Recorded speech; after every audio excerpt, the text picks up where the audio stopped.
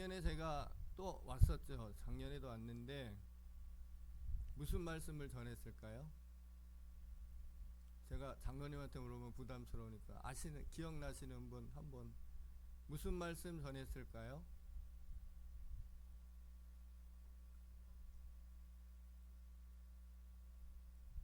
기억 안 나시죠?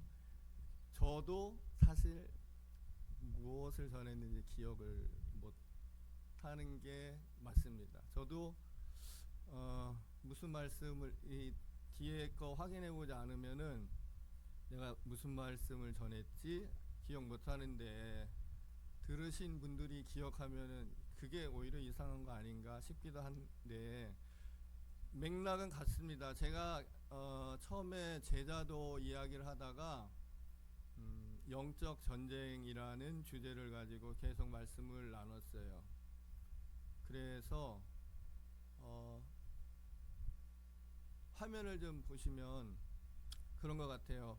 영적 전쟁이 무엇인가? 영적 전쟁이 아주 중요합니다 라고 제가 말했는데 왜 영적 전쟁이 중요하다고 얘기했을까요? 그거는 기억해 주셨으면 좋겠는데. 왜냐하면 영적 전쟁이 아주 중요한 이유는 제가 탄자니아 신학교 현지 신학교에서 가르치는 과목이 영적 전쟁이다. 그래서 영적 전쟁이 아주 중요하다고 말씀드렸어요. 영적 전쟁이라는 것은 눈에 보이게 일어나는 그게 보이면은 참 쉽겠는데 보이지 않아요. 영적 전쟁이. 영적 전쟁은 어디서 싸워야 하는가 전선도 없고요. 또 적이 어떤 것인가 그 실체도 불분명하죠. 그리고 오늘 제가 나누고 싶은 주제는 불의 무기인가 의의 무기인가 앞에 나는이라는 걸 붙여서 주보 보시면은 제목이 있지요. 우리 같이 한번 할 거예요. 나는 불의의 무기인가 의의 무기인가 한번 다 같이 소리내서 한번 읽어보겠습니다. 나는 불의의 무기인가 의의 무기인가. 아마 영적 전쟁을 할 때에 거의 결론 부분에 제가 사용하는 부분인데요. 전선도 없고 공격의 시간도 알 수 없고 실체도 파악하기 어려운데 제일 어려운 게 무엇인가 하면은 내가 불의의 무기인가 바꿔 말하면은 사탄에게 속해 있는가 아니면 의의 무기인가 예수님 편에 서 있는가. 영적 전쟁이라는 것은 사탄과 싸움의 대상도 아니고 싸움도 될 것도 아니지만 사탄은 계속해서 예수님 편에 서 있는 우리들을 자신의 편으로 끌어가려고 하는 그런 싸움을 걸어와요. 그게 영적 전쟁인데 계속 아마 예수를 믿고 죽기까지 계속 쉼 없이 진행되는 전쟁인데 이 전쟁이 계속 되다 보니까 우리가 우리 정체성을 혼돈하게 되는 경우가 생기는 것 같아요. 혹시 신세계라는 영화 보셨나요? 신세계. 이정재 조금 오래된 건데 이정재가요 경찰인데 조폭을 검거하기 위해서 조직 세계에 들어가서 첩자 노릇을 하죠. 그러다가 나중에 정체성의 혼란이 와요. 내가 깡패인가 경찰인가. 한 번도 안 보셨어요? 신세계. 그런 상황. 우리가 신앙생활 오래 하고 예수도 잘 믿는다고 하는데 어느 순간에 내가 사탄의 무기가 돼 있어요. 불의의 무기가 돼 있어요. 그 성경에 보면은 그런 예가 많아요. 바리새인과 사두개인, 서기관과 대제사장, 이 사람들이 무엇을 했을까요? 바리새인과 사두개인, 서기관과 대제사장, 이들이 무슨 일을 했을까요?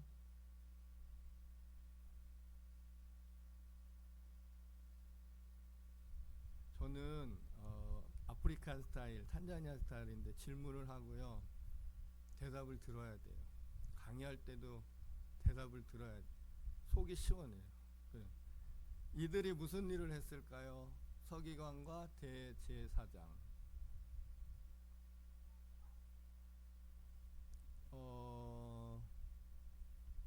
제가 이제 딸아이하고 예배하기 어려울 때, 이제 이동하기 어려울 때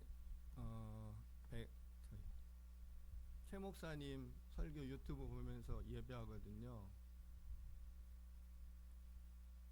말씀 잘 아실 것 같은데 무슨 일을 했을까요? 서기관, 대제사장. 서기관 말씀 이런 거 적고 연구하고 그런 거 됐고요. 제사장들은 무슨 일을 했을까요? 제사를 주관해. 쉬운데 탄자니아 사람들도 다 대답하는 건데 우리 대답해 주시면. 그 사람들이요 어떤 일을 했냐면은 말씀을 가지고 제사 그런 걸 가지고요 예수님을 죽였어요. 예수님을 죽이는 일에 결의를 하고 또 실행에 옮겼어요. 그 사람들은 자신들이 의의 무기라고 생각했어요. 말씀을 지키고 제사를 주관하는 의의 무기, 하나님의 의의 무기라고 생각했는데 자기 자신들이 자신의 정체성의 혼란을 가져왔어요. 그래서 사탄에게 이용당하고요. 결국은 예수님을 죽이는 일을 하게 됐어요. 이게 아마 우리들도 가질 수 있는 영적 전쟁에서의 혼란함, 영적 전쟁을 실패하는 그런 원인이 될 수도 있습니다. 바꿔서 말하면 선교사들이 선교지에서 싸울까요? 안 싸울까요? 선교사끼리 싸울까요? 부끄럽지만 잘 싸워요. 아주 잘 싸워가지고요. 또 선교사만 그런 건 아니잖아요. 그냥 저는 선교사니까 이제 선교사 얘기를 하면은 자신들의 세력을 더 확장, 왜 그래야 되는지 모르는데 그 세력, 자기들이 키운 제자가 총회장의 우리들이 세운 총회에서 더 높은 자리를 차지하게 하기 위해서 싸워요. 그래서 선교 지부가 나뉘어지고 서로 얼굴도 안 보고 인사도 안 하는 그런 상태까지 가는데요. 서로 무슨 얘기를 하냐면 내가 하나님의 일을 하는데 라고 하면서 싸우면 답이 없는 것 같아요. 그거는 그럴 때 우리가 어떻게 되는 거냐, 하나님의 일을 빙자해서 하나님의 일을 한다고 하지만 사탄에게 내가 사탄의 무기로 사용되는 것. 그래서 선교 현장에서 그 힘을 하나 돼서 나가도 어려운데요. 2개, 3개 그렇게 신학교를 2개, 3개 세우고 하면은 훨씬 힘이 떨어지고 하나님 나라가 확장되는 일에 아마 훨씬 더 동력이 떨어질 것입니다. 교회도 마찬가지고요. 제가 총회 이야기를 들어봐도, 여러 교회 얘기를 들어봐도 교회에서 싸움이 아주 많다. 근데 우리들이 싸우는 대상 보면은 적의 실체를 파악하기 어렵다라고 했는데요. 적은 우리 영적 전쟁의 적은 사람이 아니고요. 사람이 아니고 공중 권세 잡은 사탄. 우리가 사탄에 대해서 싸워야 되는데 많은 경우가 사람하고 싸워요. 사람하고 싸우고 장로님하고 목사님하고 싸우고 집사님하고 권사님하고 싸우고 그런 경우가 많은데요. 이렇게 하면 누가 좋아하냐? 사탄이 좋아하게 됩니다. 그래서 우리가 다툼이 있을 때 내 기준으로 보는 게 아니라 말씀, 이제 결론 부분에서는 제가 말씀드리겠는데 말씀이 기준이 되어야지 내 생각이 이렇기 때문에 저 집사는 내가 인정할 수 없어 라고 하면은요, 내가 말씀을 가지고 또 교회를 위한 기준을 가지고 한다고 하지만은 결국은 우리가 사탄의 무기가 되어서 교회를 분열시키고 또 분란을 키우는 계기가 될 수밖에 없습니다. 그래서 오늘 보면은 바울이 이렇게 얘기해요. 너희는 죄가 너희 죽을 몸을 지배하지 못하게 하여. 너희 죽을 몸을 지배하지 못하게 하여. 우리가 불의의 무기가 되는 것은 죄가 우리 몸을 지배하는 거죠. 우리 몸을. 그래서 몸의 사역을 순종하게 되고요. 내 의견, 내가 생각하는 기준 막 들이대고 다른 사람을 정죄하게 됩니다. 그래서 13절에 보면은 너희 지체를 불의의 무기로 죄에게 내주지 말고. 우리가 영적 전쟁에서 이기려면은요, 우리 몸을 불의의 무기로 죄에게 내주지 않는 것이에요. 근데 그 불의의 무기로 내주지 않게 하기 위해서 어떻게 해야 되는가? 14절에 보면은요, 바울이 답을 주었어요. 14절 한번 볼까요? 14절 보면은요, 법 아래 있지 않고 은혜 아래 있는 것.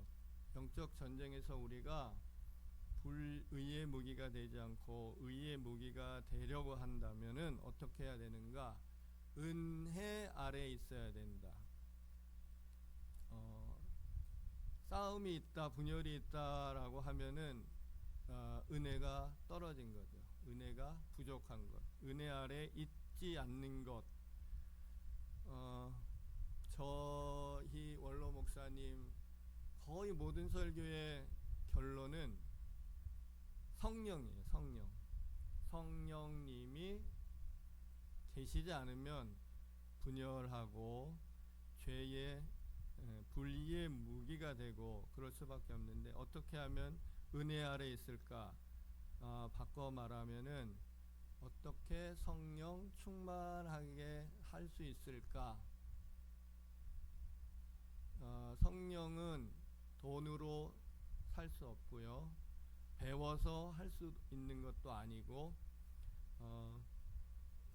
제가 듣고 배운 바로는 성령 충만하려면은 말씀을 많이 읽고 많이 알고 또 기도하는 것 외에는 성령 충만함 받는 방법은 없다. 제가 이제 한국을 떠난 지 거의 20년이 돼 가는데요. 요새 들어와서 한국 교회에 이상한 현상이 있는 것 같은 게 뭐냐면은, 어느 산 이렇게 가면은 기도하시는 분이 있다. 기도를 가르쳐 주시는 분이 있다. 기도를 하는 분이 있다. 가서 기도받으면 된다. 그런 얘기 되게 많아진 것 같아요. 그래서 제가 처음에 이제 심장 아프고 그럴 때 무슨 말씀을 하냐면 성령이 눌려 있어서 가서 기도 좀 받아야 되겠다. 이런 얘기를 많이 들었어요. 저는 그렇게 영적으로 눌린 것도 없고 제가 아주 내성적이어가지고 잘 말 안 하고 사람 만나는 거 그런 어려워하는 것 때문에 사람들이 만날 때마다 영적으로 눌려 있다라고 그러는데 내가 하나님 앞에 나가서 기도하고 말씀 읽고 찬송하고 그러면서 내가 극복해야 되는 거지 누구한테 가서 기도받아서 그런 영적인 눌림에서 벗어나겠다 그런 건 아닌 것 같아요. 우리가 영적 전쟁에서 불의의 무기가 되지 않고 의의 무기가 되어서 이 싸움에서 이기려면은 성령 충만해야 되는데 그 성령 충만함을 받기 위해서 다시 한번 말씀드리면 말씀을 많이 읽고 1년에 1독 하시는 분 제가 한번 1년에 1독 하시는 분 1독 정도야 다 2독 하시는 분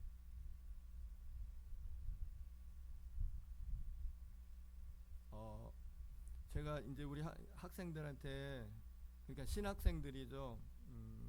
성경 읽기 싫으면 신학교에서 떠나라고 보내신 선교사님들한테는 대단히 죄송하지만 성경 읽기 싫고 기도하기 싫으면은 신학할 이유가 없다.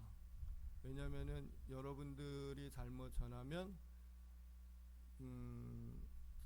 너네만 죽는 게 아니고 말씀을 듣는 사람 모두가 다 같이 죽기 때문에 그게 지금 학교를 그만두는 게 낫다 이렇게 얘기해요. 그런 얘기하는 사람은 저하고 아내 정성교사밖에 없어요.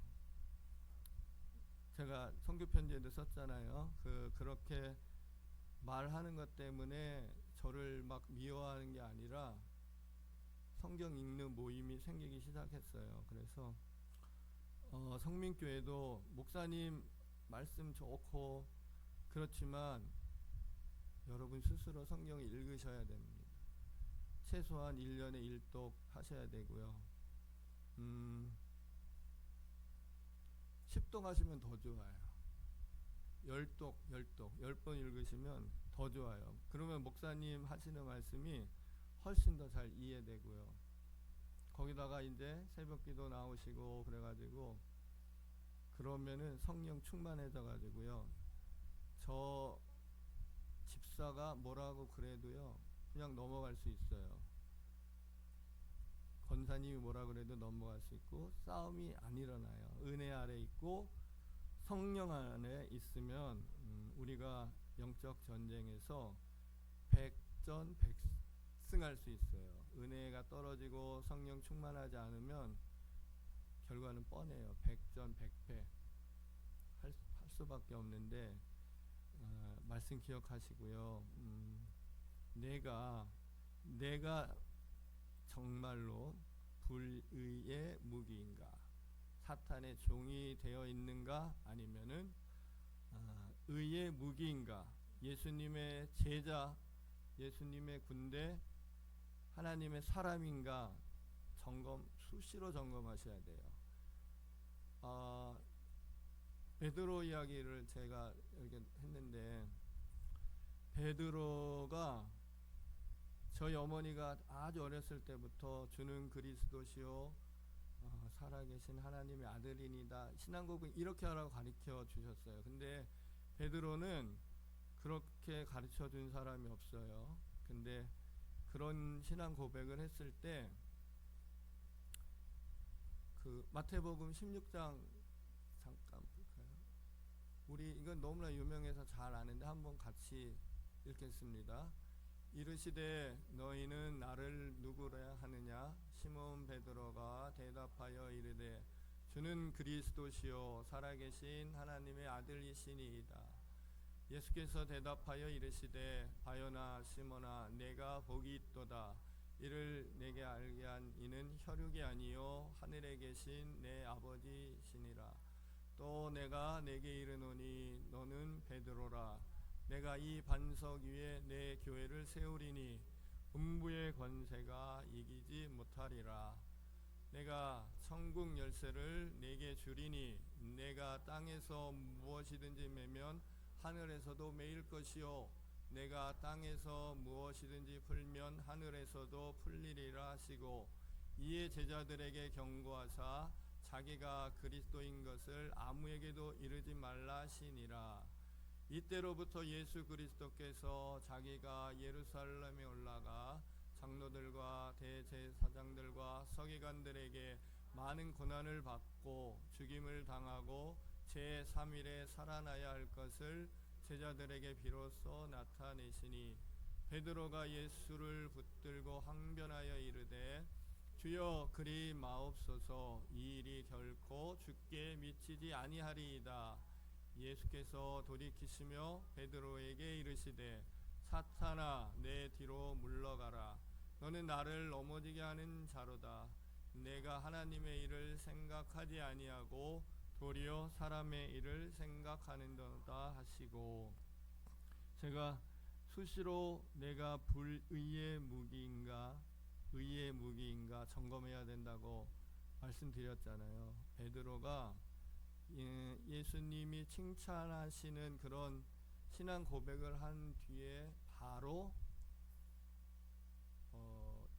엄청난 책망을 받는 모습을 보게 되죠. 사탄아 내 뒤로 물러가라. 전 이런 얘기를 만약에 듣는다면 예수님이 우리한테 사탄아 이렇게 말한다면은 충격이잖아요. 엄청난 충격인데 왜 그런 얘기를 들었을까? 방금 전에 칭찬받는 신앙 고백을 할 정도로 제대로 서 있었는데 그 바로 뒤에 넘어질 수 있죠. 우리는 더 심하죠. 은혜 받고 나서 바로 싸우는 경우 많죠. 언제 제일 많이 싸우냐면 저희 선교사들이요. 총회 때 말씀 듣고 성찬하고 회의에 들어가면 싸움 시작해요.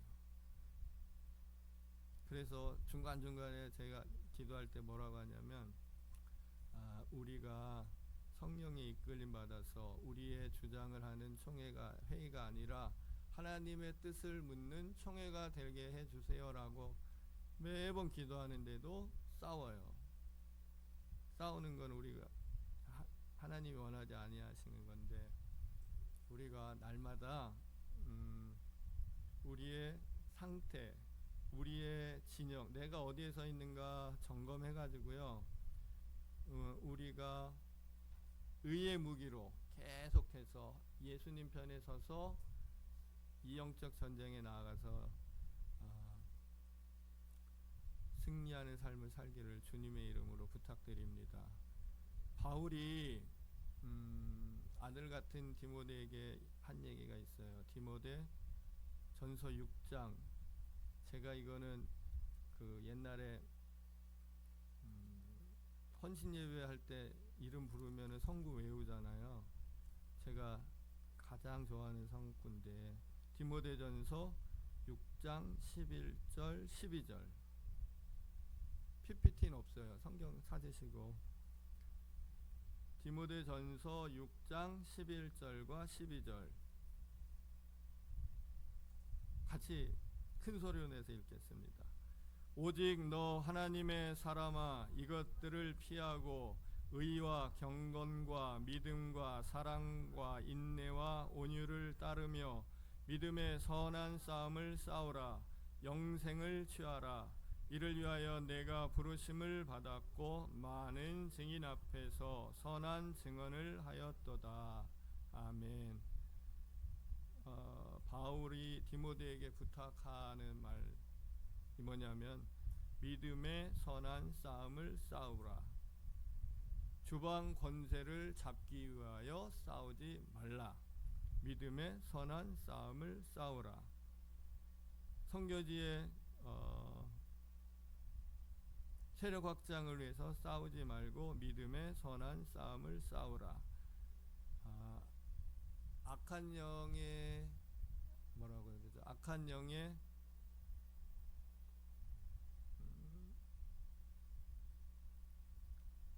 작전이 무엇인가? 작전이 무엇인가? 어떤 사람을 사용해서 나를 공격하는가? 나를 넘어뜨리려고 하는가? 잘 파악해서요. 날마다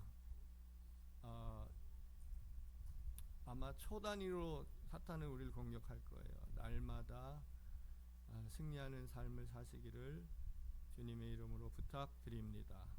말씀은 마치고요. 선교지 상황을 잠깐 나누도록 하겠습니다. 춘비나 누루 센터라고 저희가 사역하는 사역지의 이름이 춘비나 누루 미션 센터예요. 여기서 센터는 어떤 형체가 있는 게 아니고 저희가 예배하고 그러는 걸 센터라고 하는데, 춘비나 누루는 소금과 빛, 이거의 스왈리어예요. 그래서 2기 사역을 저희가 이제 9월에 들어가면은 2기 사역을 시작하게 됩니다. 2010년도부터 1기 사역을 시작했는데 15년이 걸렸어요. 예정대로라면은 저희가 7년 정도, 2017년 정도에 스텝이 세워지고 2기 사역을 시작하려고 했는데요. 저희 스텝으로 섬기겠다고 하는 아이가 사고를 쳤어요. 저희가 밤낮으로 그 아이가 이제 폼폰데 몇 개월만 지나면 여기 말하면 고등학교를 졸업하고 스텝으로 섬기겠다고 하는 아이가 아니고요. 스텝으로 섬기겠다고 하는 녀석이 저희가 제일 강조한 것, 정직하고 성실하고 성결하라고 하는 세 가지를 정면으로 도전하는 죄를 저질렀어요. 그게 무엇이냐면은 성적인 죄죠. 저희가 생각하는 고등학생이 아니었었어요. 그래서 그와 관련돼서 그 같은 중고등학교 아이들을 다 잘라내고 아주 다시 7년 정도 했는데, 그런 죄와 관련된 아이들을 다 잘라내고 새로 시작하다시피 해서 15년이 됐고요. 이제 102명으로 시작한 1기 사역에 남아있는 아이들은 3명이에요. 3명이 남은 아이들이, 그러니까 정직하고 성실하고 성결하다고 인정된 아이들 3명이 남아서 2기 사역을 시작하려고 합니다. 이 2기 사역이 아까 목사님 기도하셨는데 하나님 기뻐하시는 사역이라는 것 저희들 믿어 의심치 않아요. 가난한 아이들, 고아들 같이 생활하면서 말씀으로 양육하는 그 일을 하게 됐는데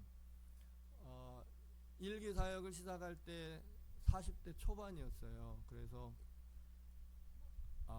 새벽에 새벽 예배 5시부터 드리고 저녁 8시까지 저녁 8시에 저녁 예배 드리고, 아침 저녁으로 창세기부터 계시록까지 몇 차례 1년 365일 저희는 예배를 드리니까요. 말씀을 참 많이 가르쳤는데요. 저희가 나이도 나이인데 15년 지났으니까 40대 초반에서 15년 지나면 저희가 몇 살일까요? 그렇게 안 보일 수도 있는데 제가 머리만 좀 더 있으면 훨씬 젊어 보일 텐데 저도 내일 모레면 60이 돼요. 그래서 새벽 5시에 일어나서 아이들 학교 보내고 막 일하고 바위 날르고 그런 거는 못해요.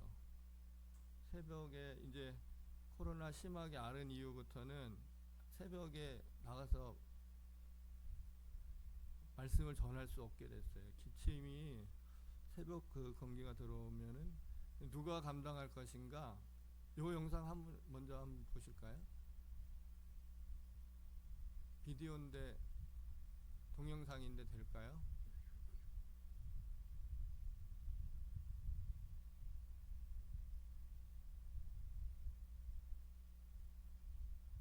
어, 이, 이, 이 찬양하는 비디오를 만들기 위해서 몇 년이 걸렸냐면은 11년 걸린 아이들이 이런 찬양을 하기 위해서 11년 걸렸어요.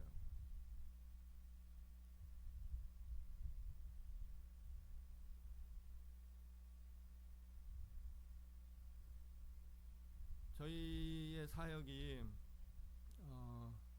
눈에 드러나는 사역이 아니에요. 그래서 건축물을 보여드린다거나 사역의 어떤 모습을 보여드릴 수 있는 게 그냥 아이들 사진밖에 없는데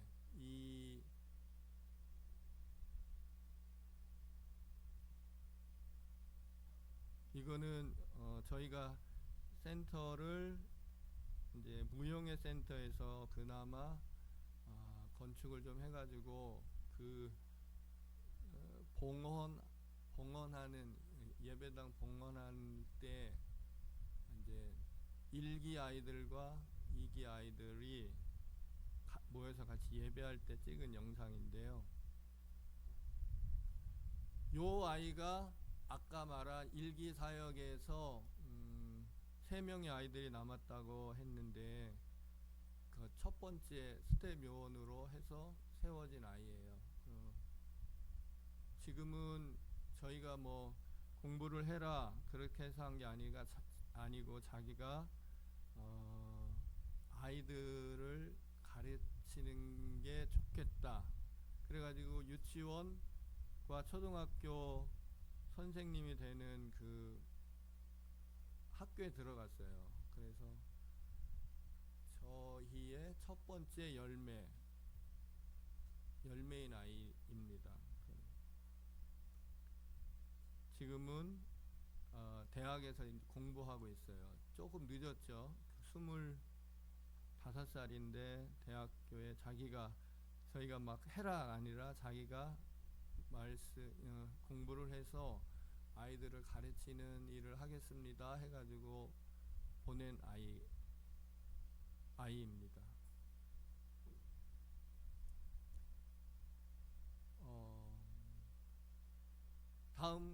다음 사진 한번. 이제 이 아이들이 저희 2기 사역의 대상이 되는 아이들이에요. 앞으로 저희가 이 꼬맹이들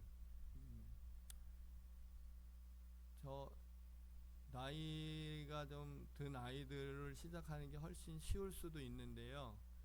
이 아이들은 5살 이하, 6살이 제일 아마 많은 아이들인데 저희가 꼬마 아이들을 선정한 이유는요. 나이가 들어서 오면은요 바뀌는 건 너무너무 어려워요. 그래서 저희가 그 학교에 부탁해서 선정을 해주십사 한 게 뭐냐면 더 어린 아이들, 우리 이 유년주일학교 아이들, 유치부 아이들 더 어렸을 때부터 말씀이 아이들 마음에 꽉 차게 하면은요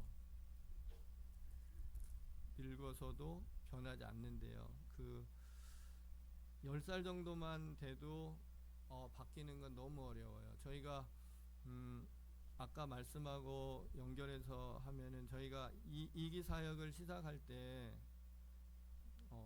방해하는 영적인 세력들이 많았어요.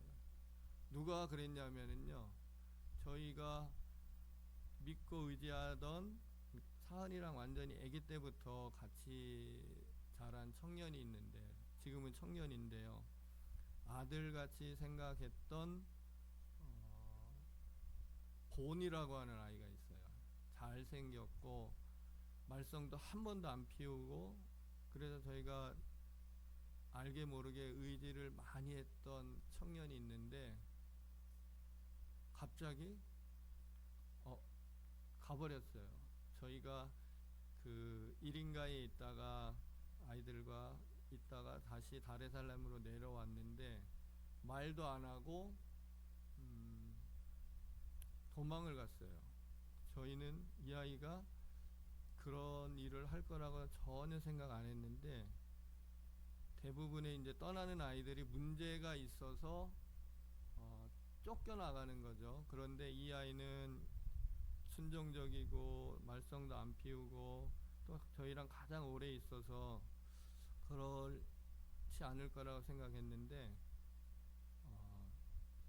저희를 원수같이 생각하고 그냥 말도 안 하고 떠났어요. 저는 아이들이 떠났을 때 정성교사는 좀 많이 울었어요. 여러 번 울었는데 저는 한 번도 아이들이 떠났을 때 울 적이 없는데 저희 부부가 펑펑 울었어요. 이 아이가 떠난 다음에. 그래서 이게 뭘까, 이 사역을 계속 해야 되는가, 그렇게 사랑으로 키운 아이가 어떻게 이렇게 할 수 있지, 이렇게 생각했는데요. 결론은 우리가 이 큰 일을 시작하려고 하는 순간에 우리의 마음을 흔들어 놓으려고 하는 사탄의 계략이겠구나. 계속 우리가 이 사역은 해야 되겠다. 뒤로 물러서면 안 되겠다. 이런 생각이 들었어요. 그래서 하나님 앞에 회개 많이 한 게 뭐냐면은, 현지인인데요, 저희가 그 사람을 너무 의지했어요. 믿었어요. 그래서 앞으로는 사람에게 의지하지 않고 사람을 믿지 말고 하나님만 믿고 나아가는 이기 사역이 되어야 되겠다. 더 철저히 저희가 회개하고 또 다짐하기도 했습니다. 비디오 안 되나요? 보여드렸으면 아주 좋아하셨을 텐데 왜 안 되는지 모르겠어요. 뭐냐면요, 우리 아이들이 한글로 찬양, 천국은 마치 율동하면서 한 건데, 그 꼬맹이부터 자란 아이들이 더 말씀을 잘 받아들이고요. 흔들림도 없는 것 같아요. 10살, 12살 그 나이 때 들어온 아이들은 다 나갔어요, 세상으로. 그래서 100명, 102명 중에 3명이면 너무 결과가 안 좋은 거 아니야? 라고 말씀하실 수도 있겠는데요. 저희는 충분하다고 생각해요. 3명 남으면 다시 들어오는, 뒤에 오는 아이들 말씀으로 잘 양육해서 하나님의 사람으로 세워나가는 이 일을, 춘비나 누루 이기 사역을 충분히 진행해 나갈 수 있을 것이라고 생각하는데, 이 아이들 위해서 기도해 주시고, 목사님 걱정이 많으신데 저희가 건강해가지고요 막 끌고 나갔으면 좋겠는데 그렇게 하지 않아도 이제 현지인들이, 첫째는 그래도 저희가 건강해서 제일 좋은 선교가 뭐냐 생각해 볼 때 같이 있는 거예요, 현지인들하고. 나중에 선교사들을 판단하실 때 현지인하고 같이 하나 따로 하나 요거 그게 판단 기준이 되었으면 좋겠어요.